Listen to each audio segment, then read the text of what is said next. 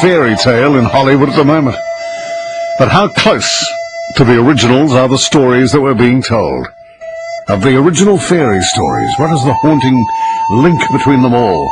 Australian author Kate Forsyth has always been haunted by the mystery and cruelty of the Rapunzel fairy tale. Since reading it as a young girl, the story has appealed to her, and now she's penned 25 books on the novel of Rapunzel, and apart from that, looked at some of the fairy stories. In the original tale, Red Riding Hood is eaten by the wolf. Did you know that? Fascinating, isn't it? Sleeping Beauty didn't awake to a gentle kiss. Instead, she was attacked and gives birth to 2 kitties. The children wake her up. Yes, there's bound to be more interesting stuff from Kate. I find all this fascinating. So do I. The bears eat Goldilocks. Yes. Not just a matter of who's been sleeping in my bed. Let's get her. Cinderella's stepsisters cut off parts of their own feet to trick the prince as a punishment to spend the rest of their lives as blind beggars. Does anyone kill the flute player? Oh, I will in a minute. That is going... Oh, that's piercing. Piercing. Oh, would you turn that down? Stupid thing to put that on. Is nasty. Deafen me. What'd you say? I said nasty, that was. Don't you call me that. No, the bloke playing the flute.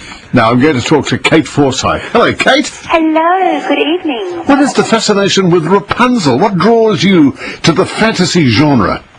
Well, look, I have to say that I have always been a little bit puzzled by Rapunzel, haunted by it, as you said. It is, one of the most mysterious of the fairy tales. I often used to wonder, why? Why was she locked up in the tower? Why was her hair so long? Why didn't the prince just bring her a rope? And so I guess all writers, we are inspired to write stories because we want to answer questions like that. And so with my book, Bitter Greens, that's how I began, by just wanting to answer some of those questions and answer it as if it was a real story, as if it had really happened. And in Bitter Greens, this is the name of the book, do you only look at Rapunzel, or...? No, I don't. While I was researching the origins of the Rapunzel fairy tale, I stumbled upon the most extraordinary story, and that was the story of the woman who first wrote the tale as we know it. And she was a 17th century French writer called Charlotte Rose de la Force, and she wrote her version of Rapunzel while locked away in a convent for her wild and wicked ways. Oh. So it really was quite wicked, I have to say. So is it almost autobiographical in that sense, in that Rapunzel was imprisoned? No, look, I think there's uncanny similarities. I don't think it was autobiographical. It's a fairy tale, and she knew that she was writing fairy tales. But what's uncanny is that, Rapunzel sings in her tower, and her singing draws her rescue to her. And Charlotte Rose de la Force, she wrote stories while locked away in her tower, in her convent, and her stories were, bestsellers, and they won her release from the convent. And so in a way, yeah, there are very interesting similarities. As I was speaking to Simon earlier on, the children's nursery rhymes are quite deep and dark in some of their messages. 3 blind mice, rockabye baby in the treetop, all symbols of religion and the throne. Absolutely. I mean, it is quite interesting because fairy tales were invented a long time ago, and they were invented in a time that was much darker and much more cruel than our time is now. And yet, a lot of the power of fairy tales, the fact that they've survived for so long, is because they do have all these different levels of meaning. And to take the darkness out of them, to take the cruelty out of them, actually takes away their power as well. And, you talked before about how fairy tales are so hot in Hollywood right now. Well, Hollywood is rediscovering this immensely rich and deep pool of stories that all of us have read. There's a rare person in the world that doesn't know the key motifs of Rapunzel, who doesn't know the basic storyline of Cinderella. And so, Hollywood is now retelling these tales because it knows that it has this kind of universal meaning to all of its watchers.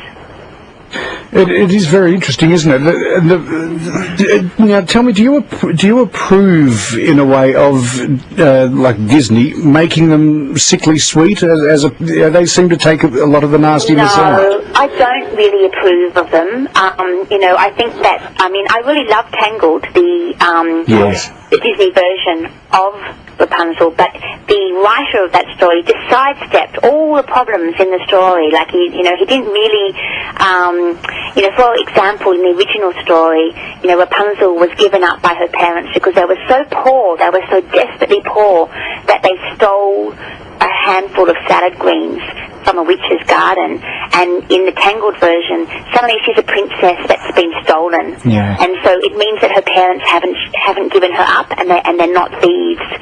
I think the original story was far more interesting and far more, filled with terror and despair, and because that terror and despair is in the story, Rapunzel's triumph at the end is so much more meaningful because we know that she's really suffered, she's really been afraid. And even the genre of the modern-day Twilight and Hunger Games have got that dark little side to them. Yes, they do, and I actually think that that gives them a lot of their charge, a lot of their power. I think that for teenage girls reading those stories, because they're not all sweet, they're old enough to know that the world is not all sweetness and light. And reading a book that is full of darkness and danger, it enables them to experience that with the safety net of knowing that it's really just a story. Yes. And that, that actually teaches them a lot about the world. You think of Snow White and the Wicked Witch, the Queen. Yes, it was her stepmother, as it turns out, and she poisons her. It's not a good thing, really. In the original story, of course, it was not her stepmother. It was her true mother, which, of course, makes the story much, much darker and much more frightening. Yes, because in the Disney version, the king's wife dies and he remarries this nasty woman. It was the Grimm brothers that changed that. Yes. In the original stories, in the original collection, from storytellers, it was Snow White's mother, and then, of course, the Grimm brothers didn't like that. They thought that was too confronting, and so they changed it to her stepmother. How fascinating. Oh, it is amazing. And we all sit here and get misled if it wasn't for people like you. One of my favourite quotes, of course, is Mae West, who says, "I was Snow White, but I drifted." Funny. Now, Kate, are you going to, you've redone Rapunzel in your story, Bitter Greens. Are you going to tackle the other ones as well? I am. I'm actually working on a novel now which tells the story of the girl who lived next door to the Grimm brothers, who told them many of their most powerful and most compelling stories, and ended up marrying Willem Grimm, the younger of the two Grimm brothers. It's a beautiful love story, and she told them stories like Hansel and Gretel, Rumpelstiltskin, Six Swans. She told them the Beauty and the Beast version and a version of Bluebeard, and so I'm actually using her life story and intertwining it with the stories that she told. Oh, that's marvellous. I just cannot believe how that she's not better known, because everyone knows the names of the Grimm brothers, but they don't know the names of the women that told them the tales. Oh, that's fascinating. The book we're talking about, and Rapunzel, is Bitter Greens, interwoven with the true life story of the woman who first told the tale.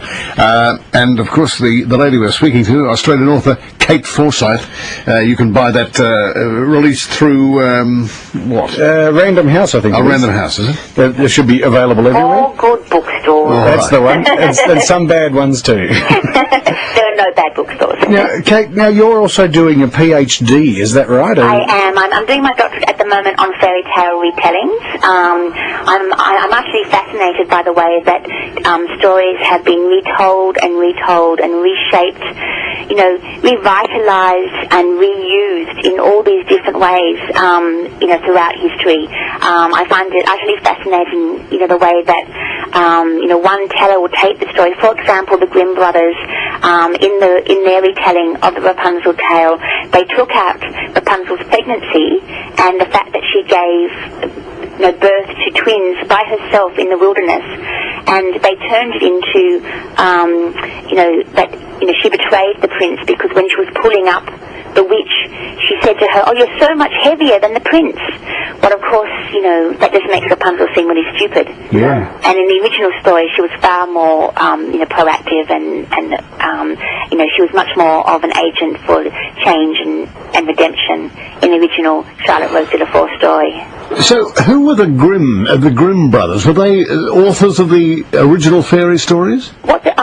The Grimm brothers lived in the early part of the 19th century, and they lived in a very small German kingdom that was overtaken by Napoleon during the Napoleonic Wars, and so they were, living under occupation by the French, and they were desperately poor, couldn't get a job because all the jobs were going to the French, and so they set out to collect stories, and so they began by asking all their friends and all their acquaintances if they knew any stories, and then writing them down with their quill and ink.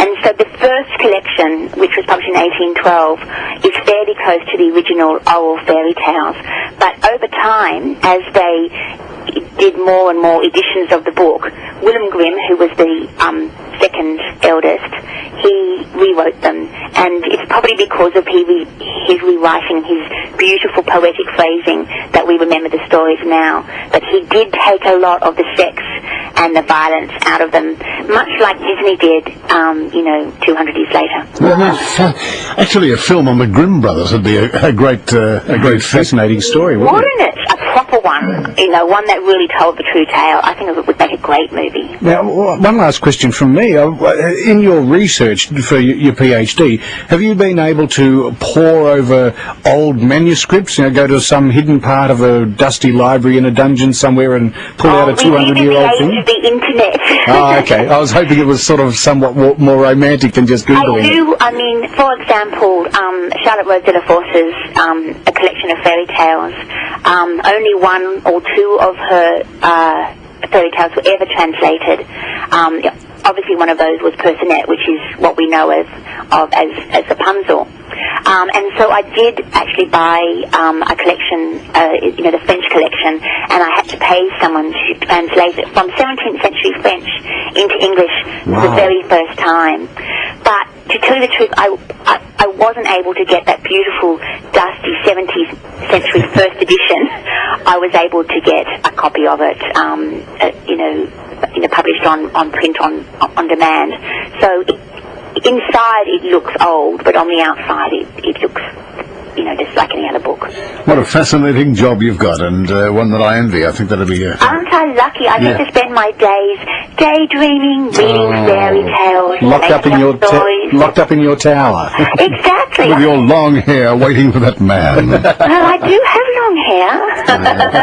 All right, thank you very much. Thank you, lovely to talk with you.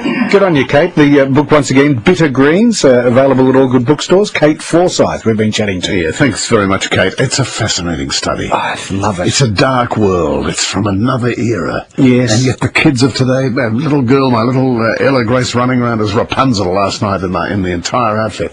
She loves Peter Pan and Wendy. These things still live on. Yes. Although centuries old. It is fascinating. It's got just an abiding thing with children. But isn't it interesting? I remember as a child reading a version of Cinderella where the stepsisters, because of course the story, she loses the glass slipper, the prince then gets his servants to go around looking for anyone whose foot fits that slipper. And I remember reading a version where the princesses, actually, the twin ugly sisters, actually cut their toes off to try and fit it into the shoe. I mentioned that tonight. Yes, but I sort of vaguely remembered that happening, and then years later, of course, Disney cartoons and stuff, you forget Hansel and Gretel. Stick them in a cage, let me feel your finger. Is it any fatter? No, it's not. I'll wait till you're fatter and I'll kill you. Yes. Hideous stuff. Very much so. I'm surprised that, with things like Batman, we used to have the very camp Adam West TV series of Batman and Robin. Then they brought out that first Batman movie with Michael Keaton, and everyone complained it was too dark. And now you look at that, and it's actually just sort of cartoonish compared to the one with Heath Ledger playing the Joker, which was a violent, very nasty movie. Very nasty. I'm surprised no one's done. You find Disney do their lovely cartoons for the kids. Why hasn't anyone done adult proper retellings of these things? A Hansel and Gretel movie, rated M15+, would be a scary movie. Yes, it would be. You're right up there with Silence of the Lambs and all that And stuff I can with see that implied guy, violence. Tim, what's his name? Tim Burton. Tim Burton doing that sort of Yes. stuff. He's touched with that mystique and that magic of fairyland. Yes, although he'd have to cast Johnny Depp in there somewhere because he doesn't seem to like to work with anyone else. No, he does not.